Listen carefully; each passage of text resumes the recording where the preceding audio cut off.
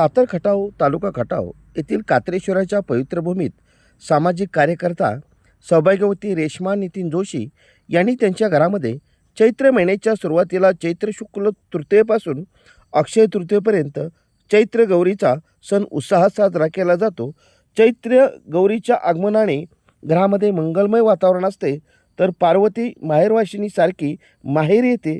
हा सण विवाहित स्त्रियांसाठी अत्यंत महत्त्वपूर्ण मानला जातो। संपूर्ण महिनाभर हा सण उत्साहात साजरा केला जातो।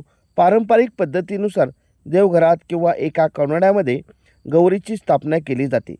लाकडी पाळण्यात बसूनही पूजा केली जाते।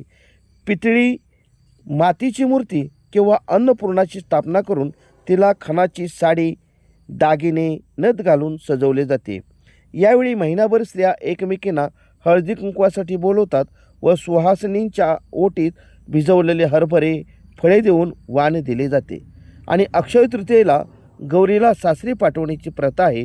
हा सण म्हणजे सौभाग्य व कुटुंब समृद्धीसाठी साजरा केला जातो।